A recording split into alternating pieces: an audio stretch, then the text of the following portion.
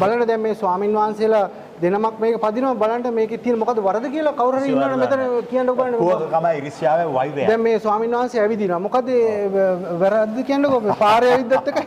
නෑ මෙහෙමයි ලංකාවේ මිනිස්සු අමු කුහකයෝ. ආම්දුරු තමයි වැඩිම කුහකයෝ. උන් කැමති නෑ මේවා උන් හැංගිලා කරන ඔක්කොම. දැන් මට කියන්නකෝ අතන අර ඇවිදින ස්වාමින් වහන්සේගේ මොකක්ද තියෙන අඩුපාඩුව කිසිම අඩුපාඩුවක් නෑ. පාරේ ඇවිදින තෝ විදියට මට. ඔව් එච්චරයි.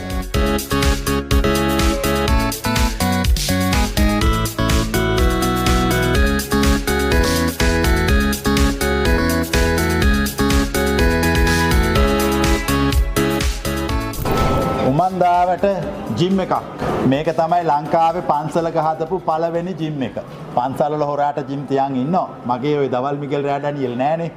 කරන එකක් එලිපිට කරන්නේ. බයිනේකට බනින්න හොඳ කියනෙවට හොඳ කියන්න.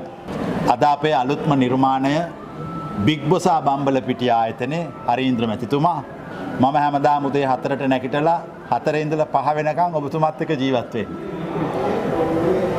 උදේට ඇවිදලා ව්‍යායාම කළා පැයක් අපි කරනවා. අපි බොරු කියන්නේ කෙලින්ම කියලා දාන. ඒ නිසා තමයි අපි නිරෝගීකම තියාගන්නේ. සමහර මේ පැත්තේ දුප්පත් ප්‍රදේශයක් ළමයින්ට සල්ලි නැහැ ජිම් එකට යන්න. ඒකයි මම කල්පනා කළේ මෙතන අපි එකක් හදමු. හදලා ගමේ කොල්ල කුඩු ගහනවා. පන්සලට එන්නේ කුඩු ගහන කොල්ල. පන්සලට එන්නේ කුඩු නොගහන එක.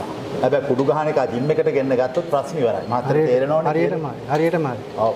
ඒකයි මම කල්පනා කළේ මත්ද්‍රව්‍ය වලට උත්තරේ ක්‍රීඩා. හරියට. දැන් බලන්න මෙයා මතක් කරගන්නවා මම හිතන්නේ කවුද මතක් කරගන්නේ? කවුද තරහව වගේ. වයිෆ්. ඒ ගානේ දැන් මෙයාගේ වයිෆ් මතක්. දැන් මේ ගාන අර වයිෆ්. වල ඉතින් අර ඒ වේදනාවට තමයි මෙයා මේ පහර ගන්නේ.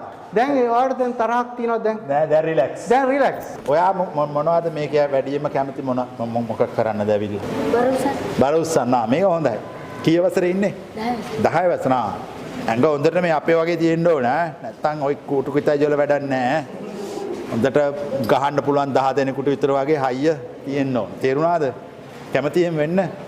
එහෙනම් මෙහෙ ඇවිල්ලා සර්ගෙනුත් අහලා හොඳද? කැමති? අනිත් යාළුවන්ටත් කියන්න.